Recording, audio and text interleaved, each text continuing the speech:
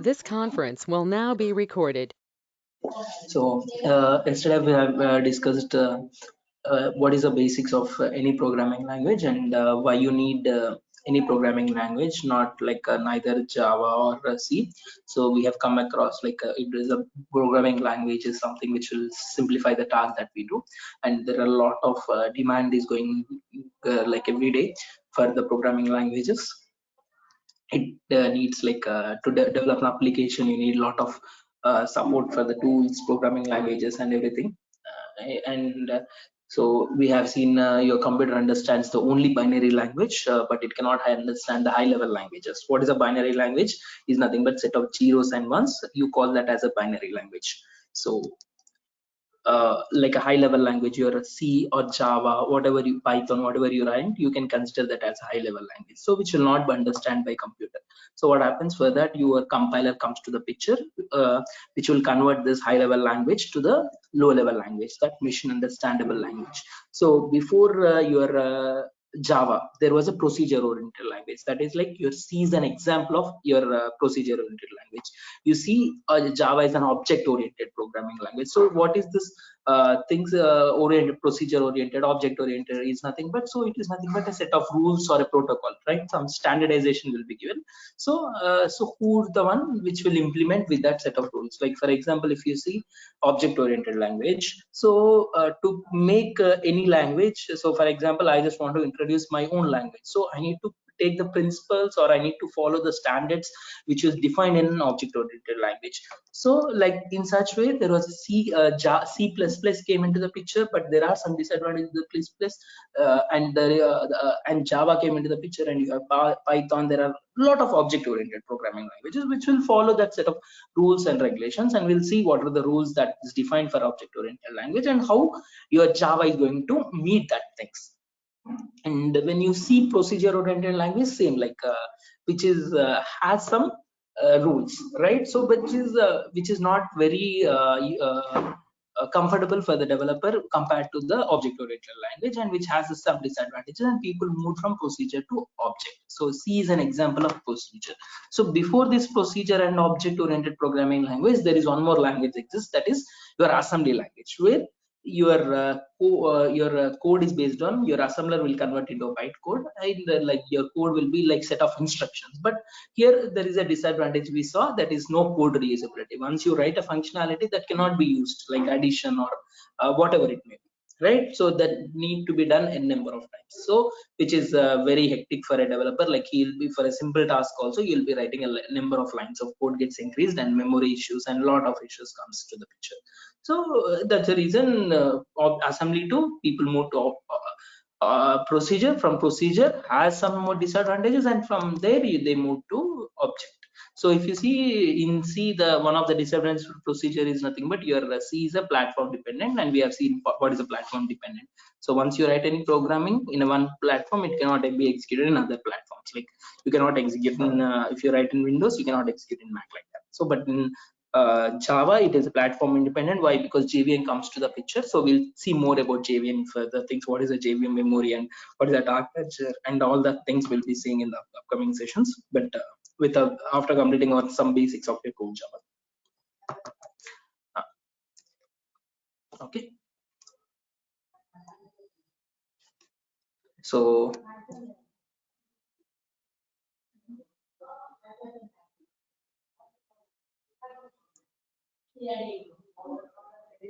and next what we have seen. So because of JVM, like it your Java becomes as a platform independent. And so when it comes to Java, why you need to learn Java? Because Java has many advantages. It can able to run in many platforms, and whenever you want to make a big applications, neither with whatever the stream you want to go, you want to go to automation, or you want to learn with the big data, everything you need Java as the basics. And you can make enterprise and web applications with Java. And Java has divided into three flavors, like your J2SE, J2EE, and J2ME. So as per the syllabus, we'll be covering J2SE and J2ME. So sorry, J2EE. So it is like core Java, where you can able to do a standalone application. What is a standalone application? An application where you will not interact with an internet. So if you take any addition small application also, you can take it as a standalone application. So what is a web application? An application that makes that you interact with the internet. You call it as you call it as enterprise or web application. There is a little difference between that, and we'll see that.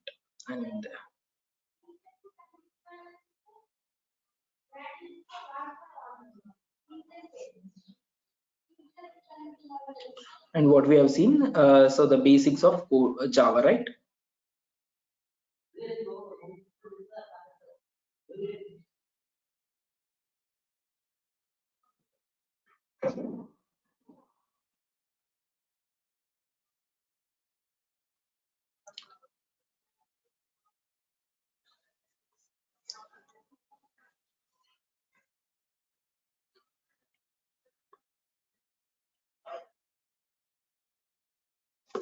One minute, I'll share it.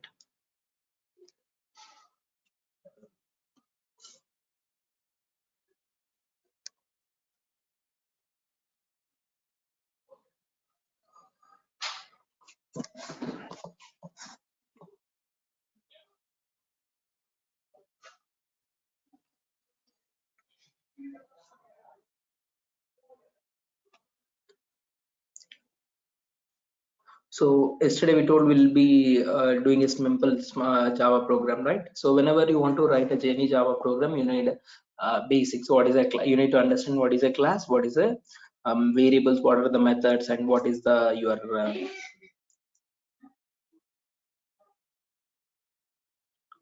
how you write a syntax. So class is what? It is a virtual thing where you represent a number of objects.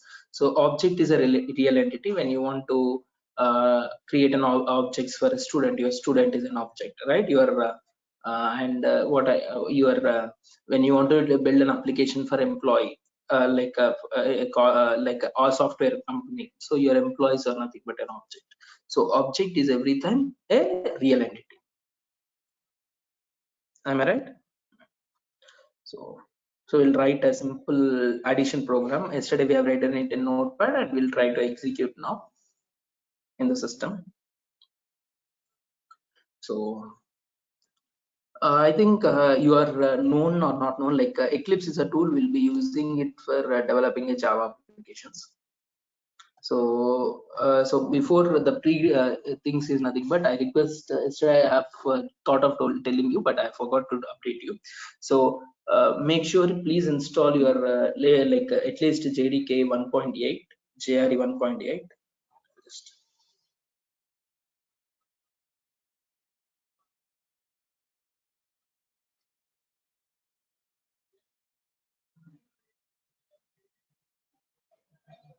Okay, try to install JDK 1.8, JRE 1.8, and even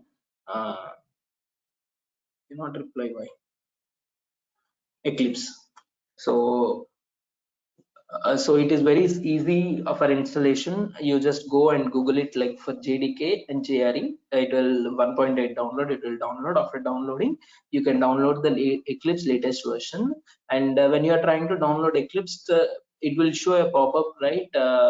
Like which version of Eclipse that you want to install, like whether you want to install Eclipse for standard applications only, or whether you want for web and enterprise. So please choose web and enterprise. So what happens when you choose web and enterprise, it will support your standalone as well as web application things also.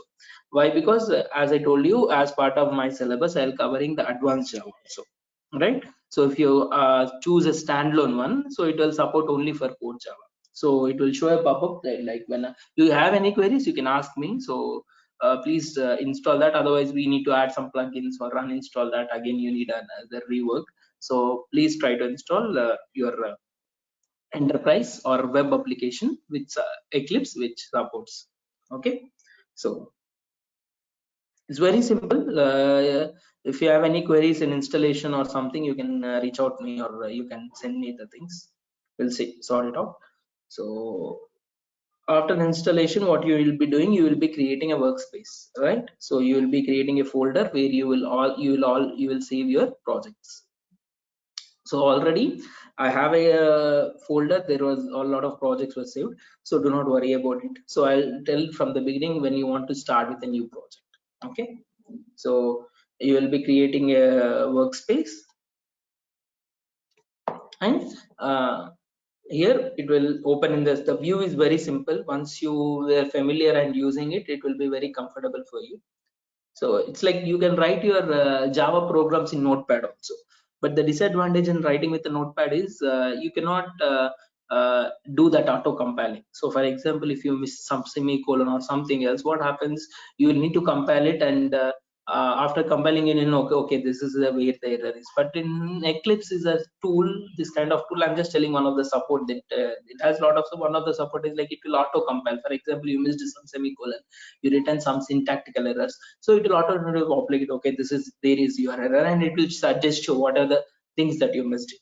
So it is for a beginner also, it is very easy to start with Eclipse. It will be very difficult if you start with the Notepad. So you know, right, when you write any program, you will be doing two tasks. One is compiling and one is running. Compiling is the task where it will check all the syntactical errors and everything is fine. After compiling is fine, what you will do, run. So run is nothing but you will be executing. So I'll be creating a sample Java project here. So I'll be selecting a file, and I'll just go to new, and I can just, so we are working, so it supports a lot of projects like Maven project, dynamic projects, so that we are going to cover. So we'll not be covering enterprise, and but we are having now we are just doing it as a Java project. So project I'll select, and here I'll type it as Java.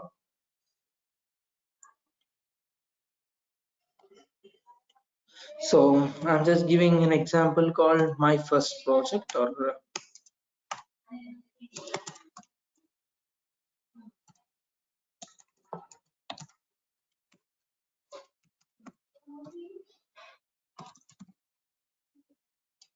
so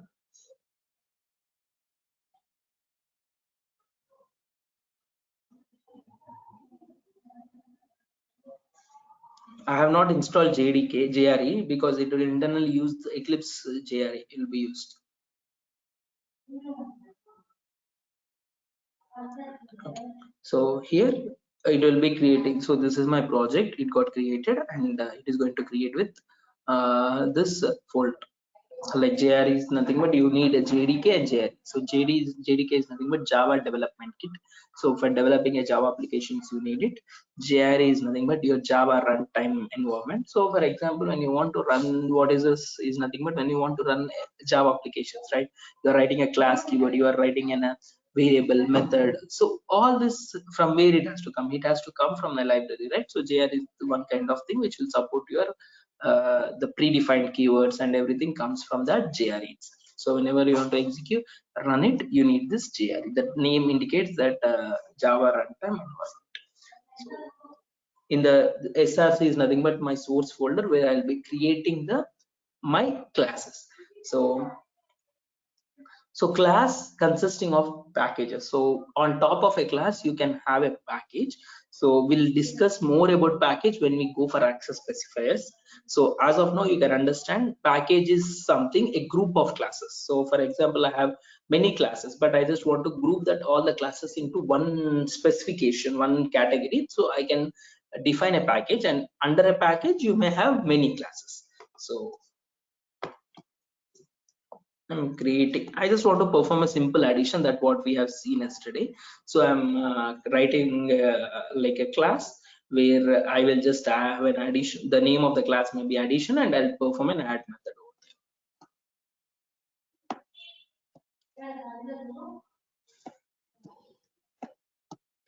there.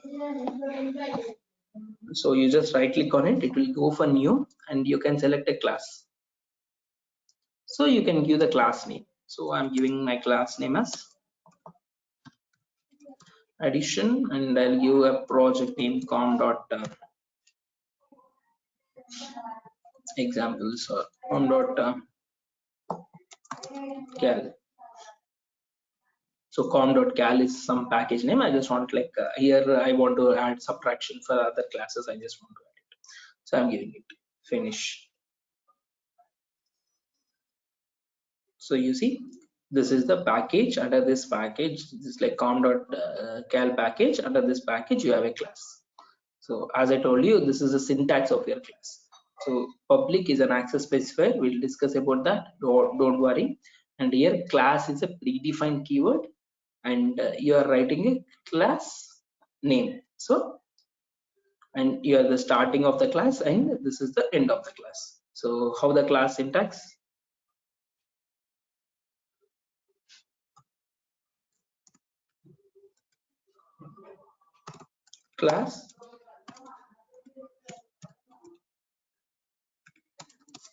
Class name, start brackets,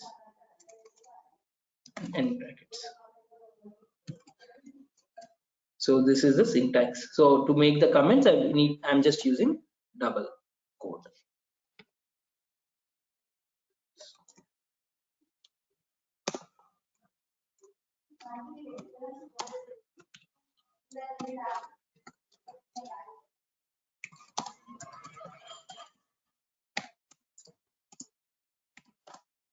So this is the syntax of a class. Okay. So after that, we'll have a method, right? So yesterday we discussed what is a method. So method is something which will perform some action. So I want to do an addition. So for that, I'll have a void and a method name called add method, and just method name with the brackets. I'm opening it and I'm closing it. So whenever you want to do an addition, as I told you, you'll be needing a variables, right? I'm just declaring a variables in C equals to 5.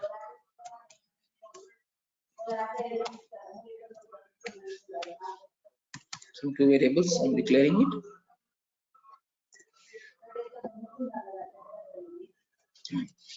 So to ask for this, you need a variable, third variable.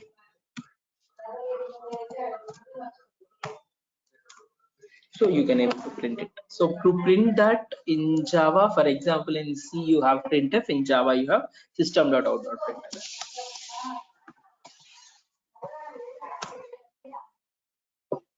So I'm printing that C variable.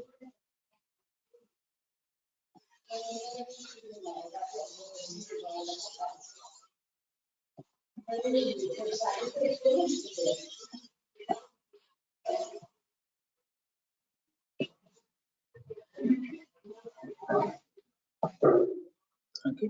So as I told you, you have written a logic for addition, right? So but someone need to call this, right? It's not formatting.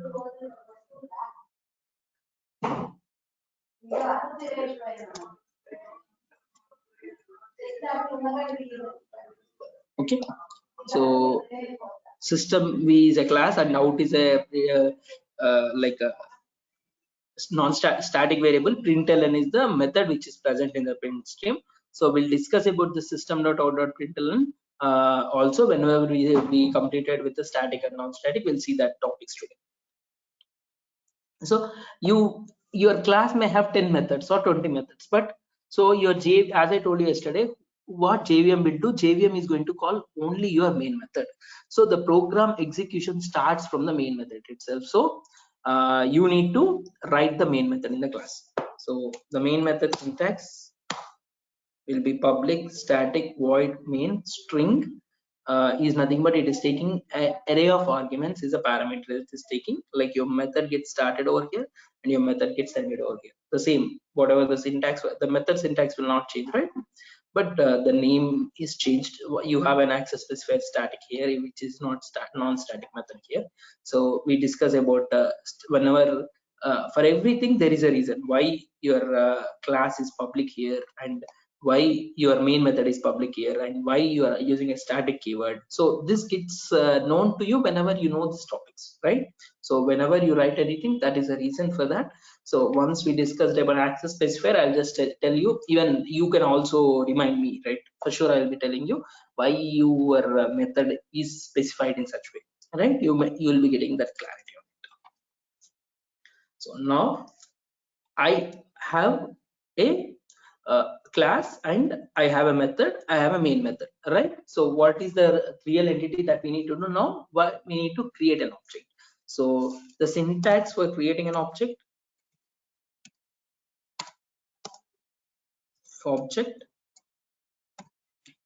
we have seen yesterday, right? So that is your class name, some reference variable, the variable which will hold the object of your class equals to new keyword and a constructor. Okay, constructor is same like a class name, but it is not a class. It will be, the syntax looks like a method also. We have for a constructor also we have a different topics. So the Java is something where like you need that interlink actually, so that concepts will not be every time will be in a straightforward. So what happens whenever you are learning, that has an interlink of another concept which has, so if you see here itself, the simple addition class itself has an access specifiers concepts, has a static non-static concept, has a variables concept, as well as your constructors concepts, everything, like, because you need to use that all the things, right? Without so once we discuss it, you may understand it more clearly. Okay, so here what is my class name is nothing but addition, so I'll be writing it as addition. Okay. So here what is a reference variable is something like any variable that will hold an object, for example, that will hold a object where in Java perspective, whenever you write anything, whenever you store anything, it should be stored in points of memory, in terms of memory, right? So for example, I'm storing a value, so it will be storing in terms of memory. Same way, whenever you create an object, that object will also have a memory, so that memory will be specified, that memory can be held by your reference variable called addition. So equals to new keyword and I'm writing in addition.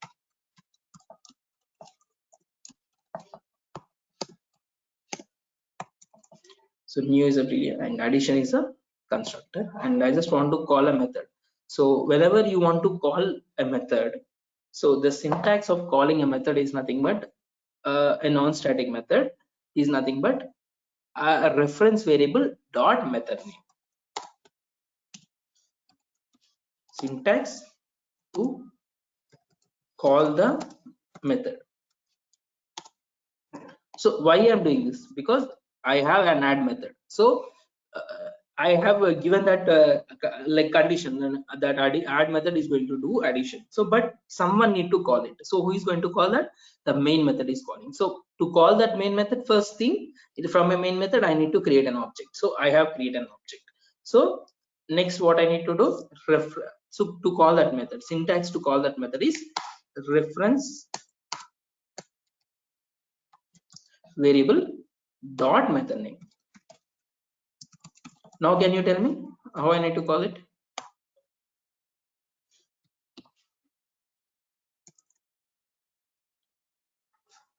Can you tell me how I need to call add method? Someone?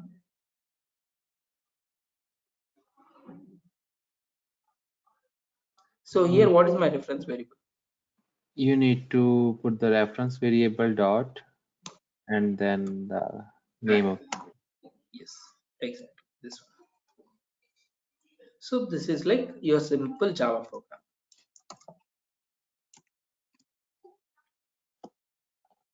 Okay, so which will execute this method.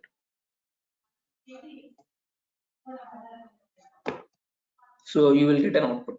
When a system.out.println is something, whenever you want to see that something in a console, you will be writing it in system.out.println. To run this Java program, you just right click on it and you can say run as Java application. You got 11 output. Okay, any queries in this simple program?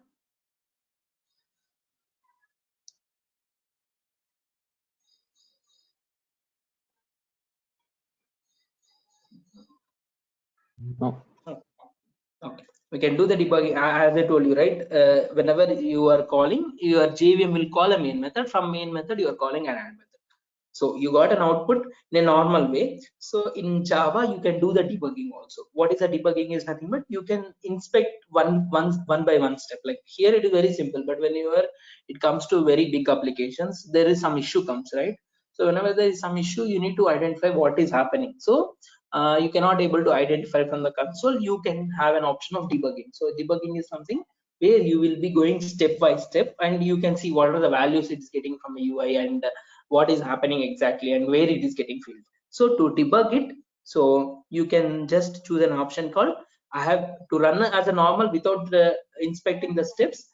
I have just run it as Java application. To debug it, you just need to choose debug as Java application. So before doing that, you need to put a breakpoints.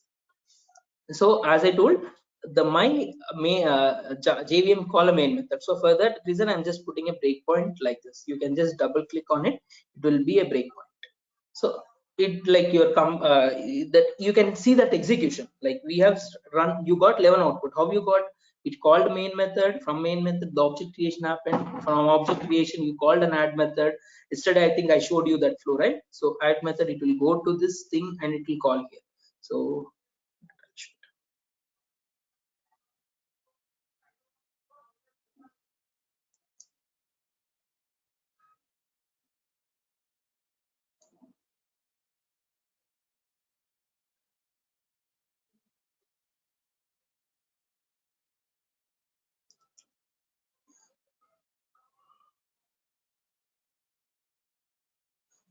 so this is the flow we have seen it yesterday, right? So you have a main method. So from main method, the JVM will call from first main method. From main method, you will call whatever the function you need it. So it gets called. So it will get executed. So after getting executed, where it will go from the, it will go to the caller. So who is the caller here? Who called this main my function method? So who called my function method? Main method. So it will go to that main method and nothing else. It will just your compiler will go out.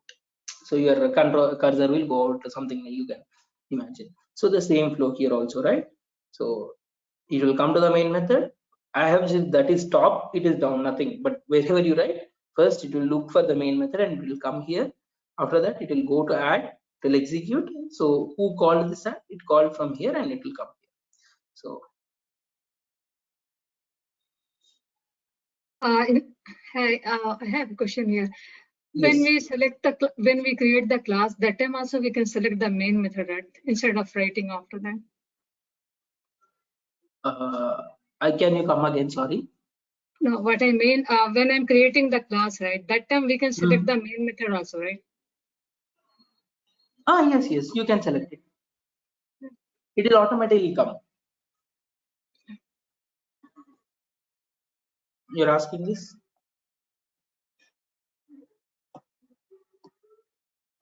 Yeah, that class. When I'm creating the class, that time we can Yes, select the yes, main method yes, also. yes. You can use this select, it will automatically populate that method. Yes. You're asking this only, right? Yes, sir. Yes, you can do that. Because they will give a brief and option. Yeah, in there.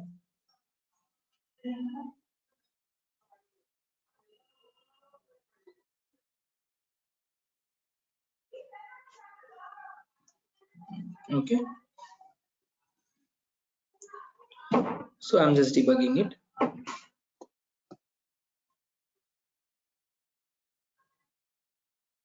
Debug as Java application. So your controller starts here. Switch.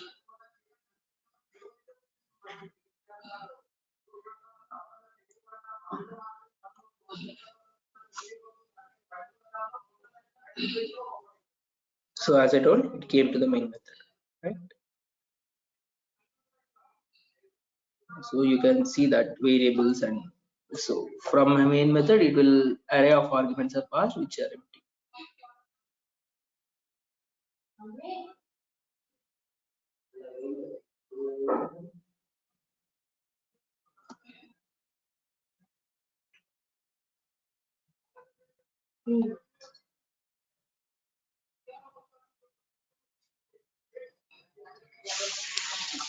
I'm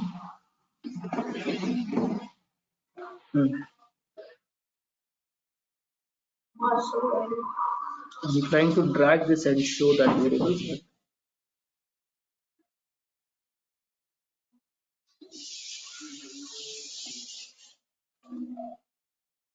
It is slow. Oh shit.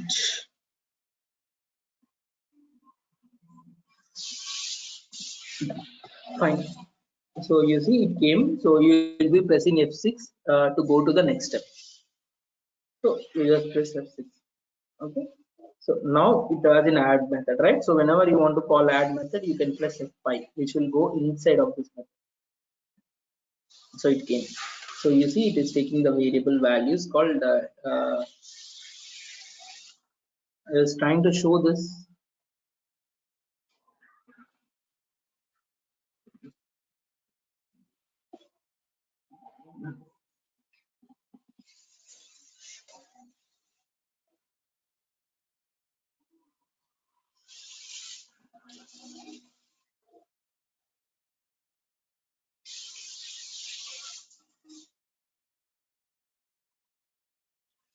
I think you should stop the test and then, I mean, you should stop running it and then try it. Yes, I think then only it can. Fine. Okay, you can see that A value, B value, and it is getting sum. You see A equals to 6, it is taking, and B equals to 5, it is taking. You can see C got stored to 11. When you are printing it in console, and from where it called from main method, right? So nothing is here, so it will not come. It came here, right? It called, but there is nothing, so it will go out.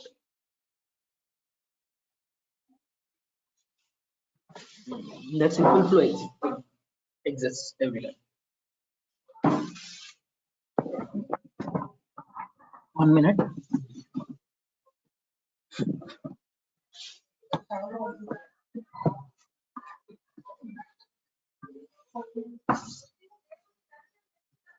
Okay, but I think you're clear with that, right? So now we'll be seeing what are the method parameters and what is a static thing and what is a non-static things.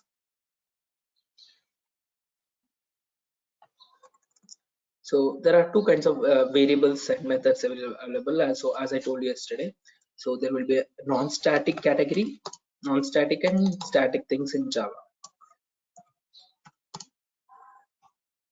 So when it comes to the non-static, you have a non-static method and a non-static variable.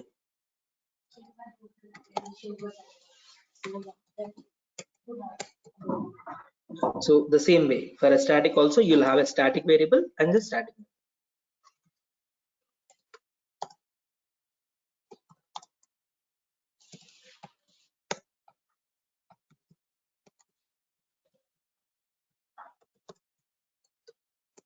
Static method.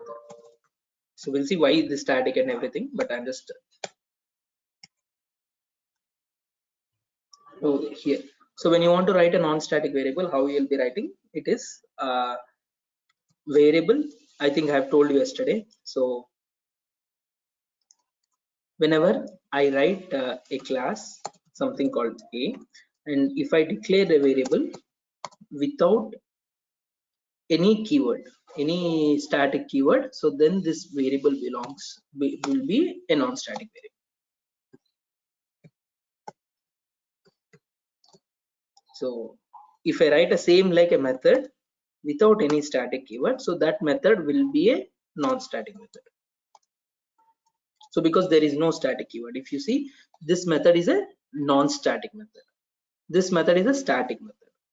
So same way for a class, whenever you have a class and some class A, so but a variable when you declare with a static keyword, so I'll be writing it as static some int A or C. So this is my static variable. Same way for a method also, when you have a static keyword before the method, you call that as a static method.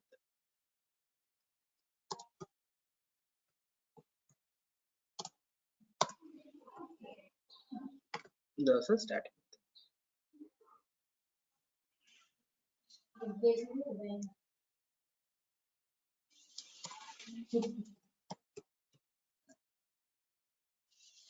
Okay.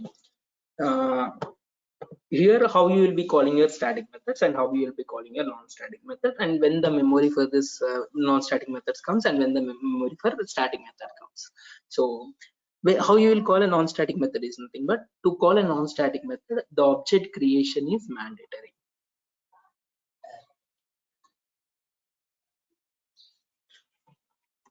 Object creation is mandatory. So I cannot call a non-static method without object creation. So it may be a variable or it may be a method. So if you see here, this is a non-static method. So for that reason, I have created an object. So without object creation, I cannot call it. So how I'll call it, you know it. So with a method name, with a reference variable dot method name.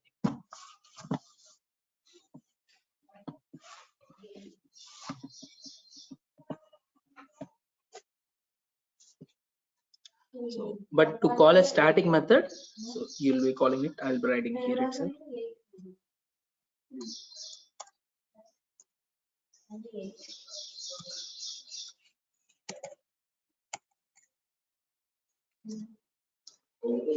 Variable dot method name.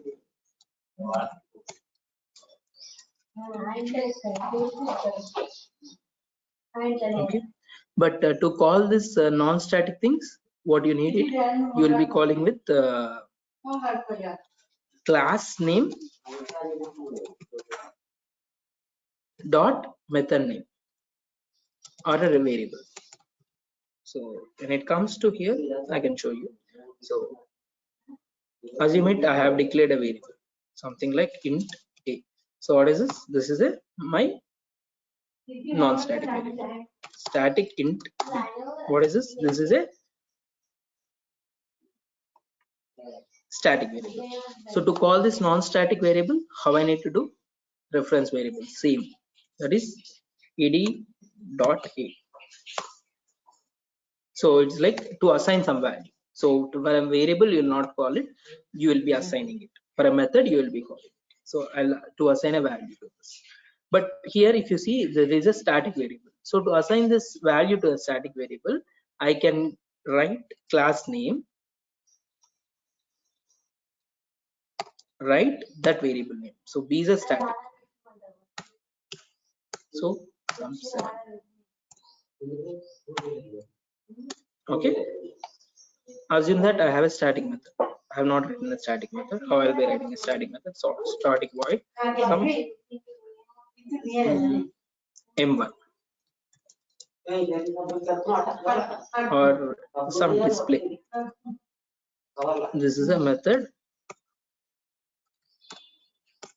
I have.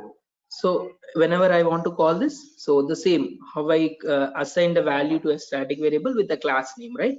Same way whenever I want to do with the things, addition, same things. So addition dot that method name, that is display. So which will call your static.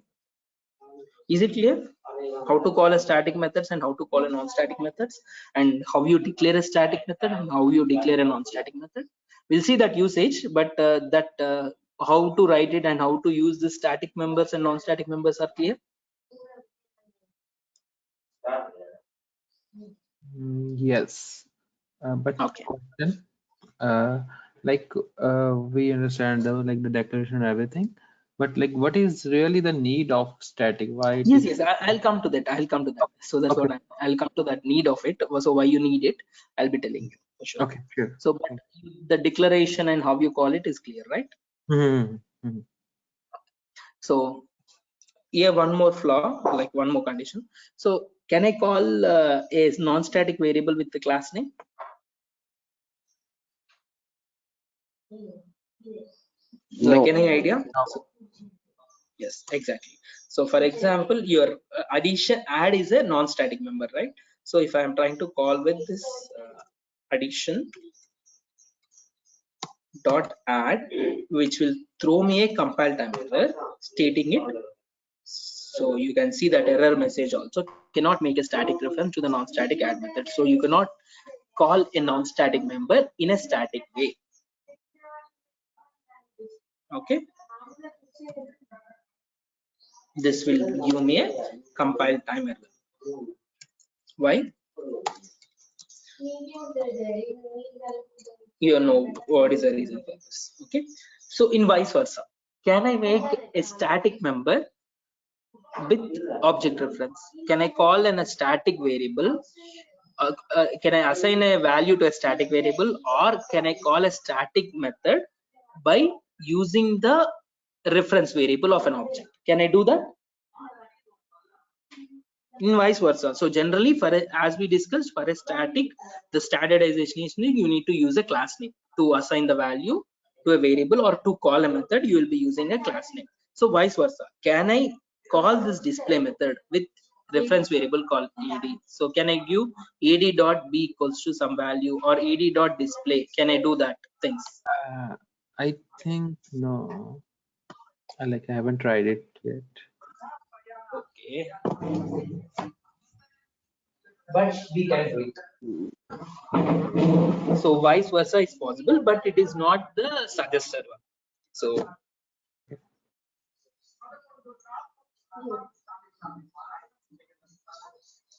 how I'll do it? So ad dot display. So it will give me a warning, but it is not the recommended word, but it will not be compile time error, but it will give a warning. It is not the recommended. You should be doing with the class name. You see there is no warning here, but you can see there is a warning here. You see the static method display for the type addition should be accessed in a static way. So it should be accessed in a static way because it's a static one. So but you are trying to access in a non-static way, which is not recommended, but it will not throw a compile time. Okay, same way I can give the value to b also. Ad dot b to some. Okay, I can do those things. Okay, now here comes like, okay, after memory I'll do. So when the memory for the static gets created is nothing but whenever the class is getting loaded, your memory for static gets created. So if I'm talking about start, believe that I'm talking about class itself. So for a non-static or an instance, there are two names. The people call it as non-static, or people call it as instance. So when the memory for this instance members gets created is nothing but whenever you create an object.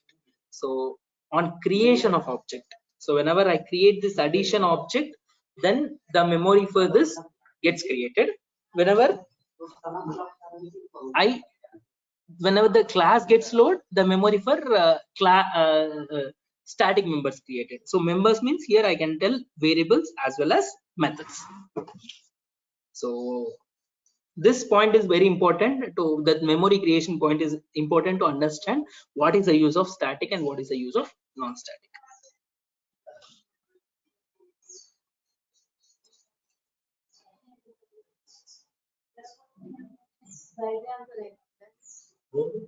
Okay. And static is the one which is common for all the objects, but non-static is the one which is same for all the objects. So I'll tell this point with an example that gets more clarity here.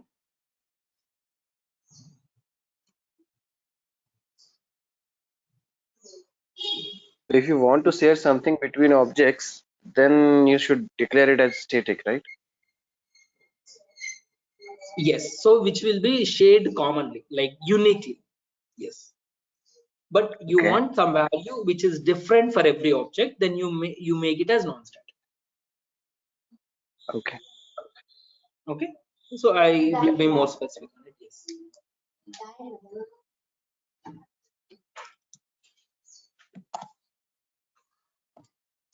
So I have declared some int a.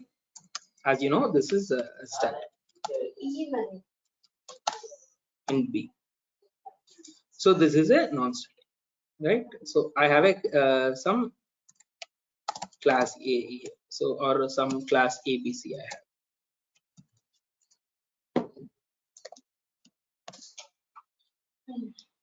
So as I told you, class may have n number of objects, right? So I can create 2 or 3 objects, right? Assume that I'm creating 2 objects for ABC. ABC some A1 equals to new ABC. Now what happens? The ABC class gets created with some memory.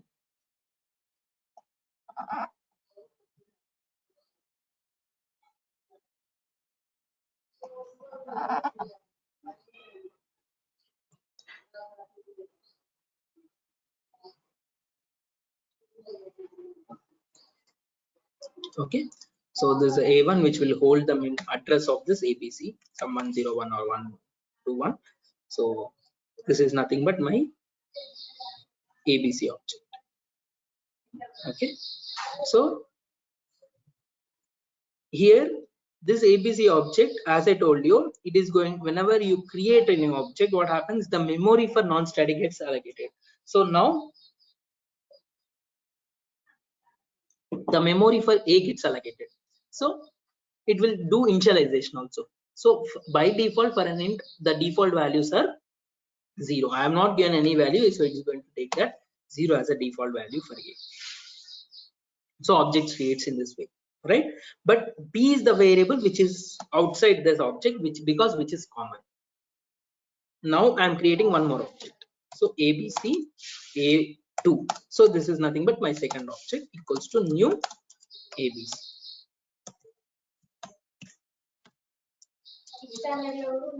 So now what happens? There is second objects created. That is your second ABC object gets created. Okay, with reference variable called A2. Am I right? So A2 will have some value 102 or something. So even that will have a value called A equals to 0. Why? Because this is a non-static member. So if you are having 10 objects, you will have 10 non-static members. Why? Because this is, and it will be initialized whenever the object is created. So as I told, for a non-static member, the memory gets created whenever you create an object. So for an int value, the default value is 0. So you have not given any value, so it is going to take that 0. But B is the value which is common, right? You can change A value for both the objects, but B, if you change it, it will change for both the objects. I think you're getting it, right? So this is the commonly shared between the objects. Why? Because this is static. But A is the unique for every object. Now you understand why, how, where you will use static and where you use non-static. So you try to tell me any real-time example here. You itself just imagine, you understand what is a static. As I told you, Java use it for real-time examples, right? Why I have taken ABC directly? I do not want to. I just with that ABC, I just want to understand a concept for you, and you will tell me the real-time example. So now, can you tell me a real-time example?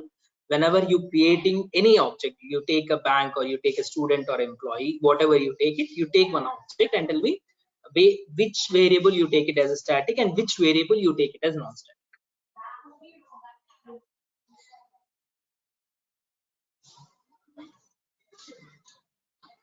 Do you understand my question? Yes. Okay. So let's take a bank example of bank.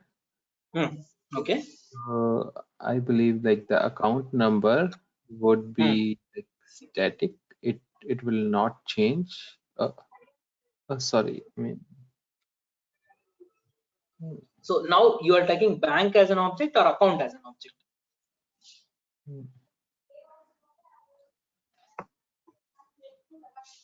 Account as an object. Okay, fine. Then okay, account is an object. In that account, so which is a constant one, which is a which is a static one I need to take.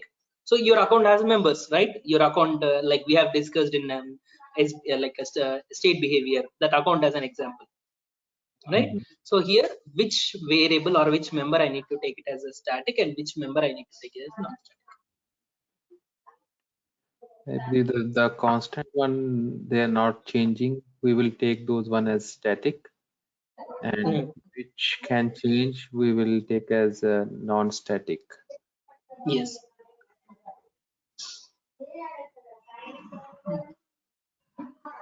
Yes, you are right, but I'm just expecting like which variable you take it.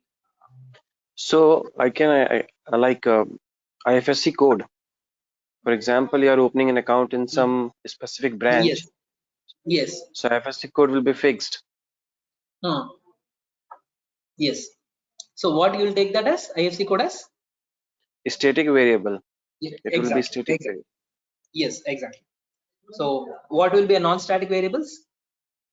It will be your account number because it is Yes, specific to a person. Yes, so exactly. So the same, very good. Like when you take a account as an object, like your account number and your name, all these are nothing but a non-static members. Why? Because Non-static. that will be different for every a person, right? I have an account, you have an account, and some X person will have an account in the same branch. But all the accounts, the IFSC code is same in particular branch, right? And whenever A branch you code and yes, so whenever the bank IFSC code changes, it changes for all the objects. Am I right? yes, that is totally correct. Yeah. Yes, exactly. Good. So anyone has any more examples?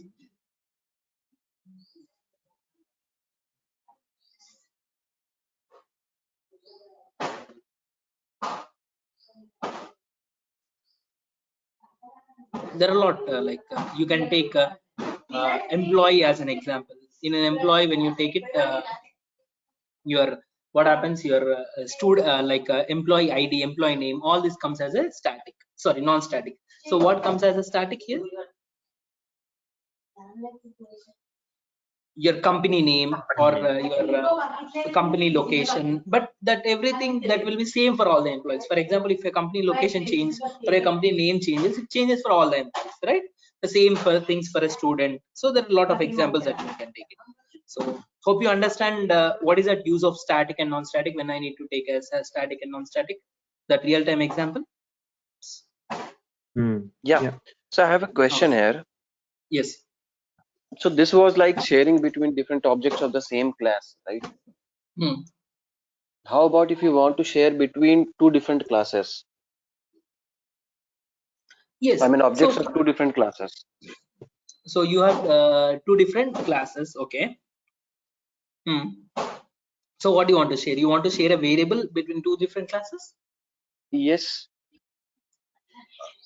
Like here you need encapsulation is a concept. What happens, it tells is nothing but whenever you want to write anything, it should, as per that concept, it should be everything is embedded in that class itself, right?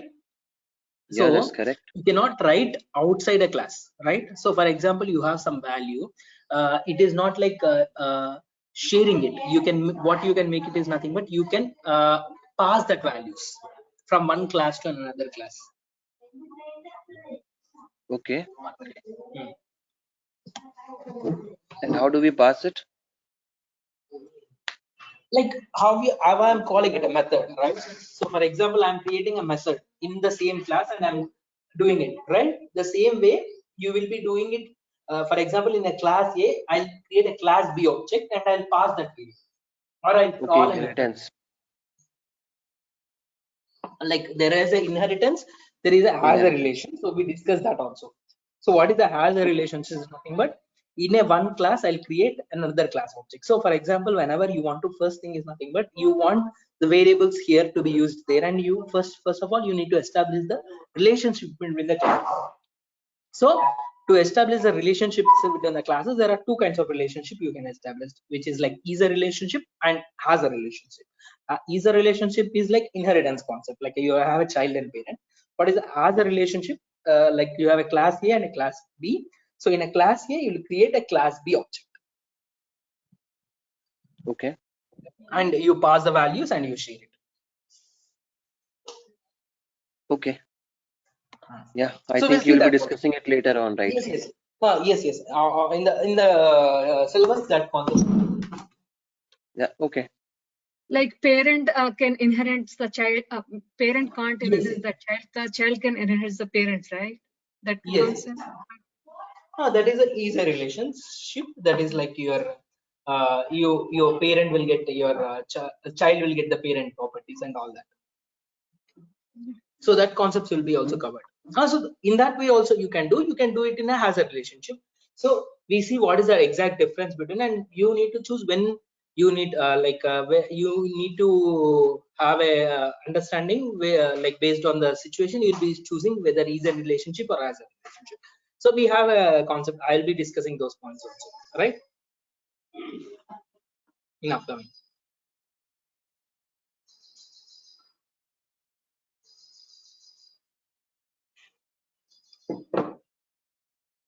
Is it clear?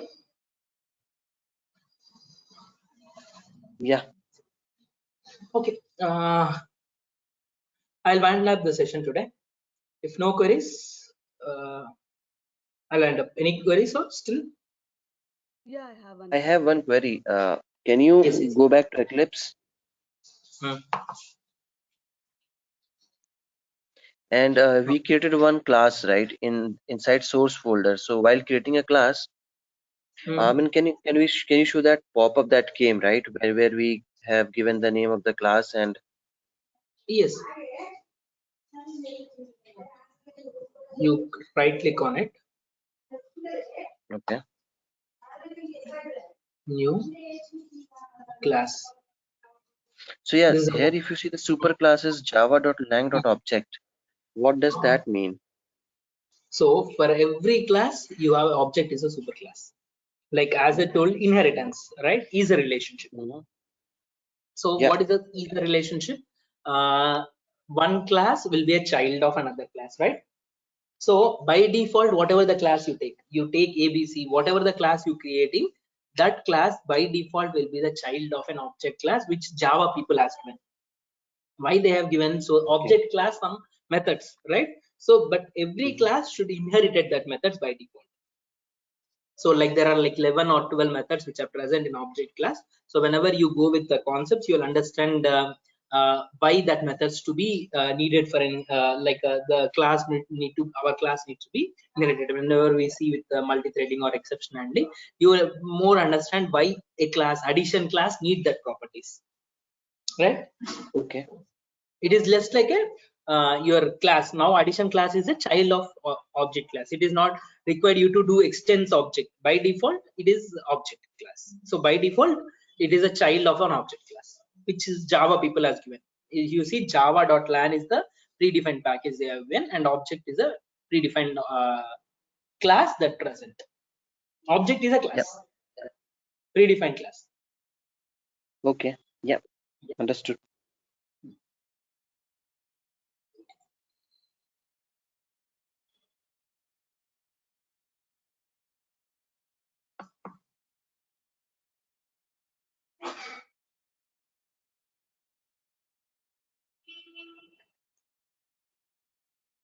Hello.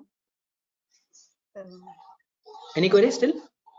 Yeah, I have one question. Yes. Can we reinitialize a static variable? For example, initially I'll declare my static variable, static a equal to null. Later I want to assign a value to that static variable. Will it is possible? Like as you highlighted here, it's going to be a constant, the entire execution. Yes, you can change it. Yeah, It in will that change case, for all the variable, all the methods, all the objects. in that case, it's not a static variable. Static variable is not a constant variable, right? In the runtime, we are assigning to the Yes, static it is variable. not a constant. There is difference between static and a constant, right? Constant is something which you cannot change. Static is something that you can change it. So if you see, when I am declaring a static variable, I declared it as a 3. Now what I'm doing, I'm changing it to 6. So whenever you print this now, what happens? It will print 6 itself. It will not. So you are overriding the 3 value with 6. Okay. So reinitialization is possible with the static variable. Same like Yes, yes, how working yes, with the yes, instance. yes, yes. You can change the value. That's what, right? So that will be changed for all the objects. If I want to assign on another variable on the same run, will it is possible for the static variable? Can you come again? I was not getting it. See, initially I declared int static int a equal to null. While I'm running, Okay. I'm a value int static int a equal to something like a b. Sorry, 3. Okay. The same run, I want to assign again one more value to the same variable. Will it is possible? Okay.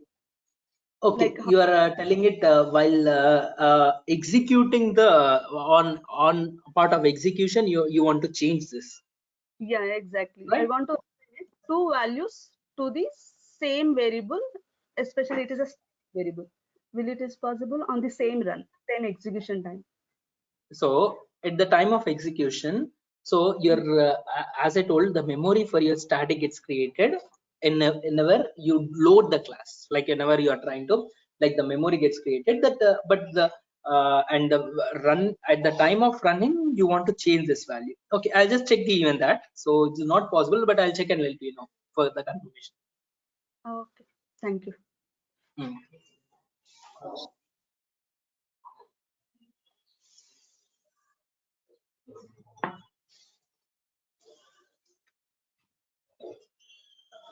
Any queries still?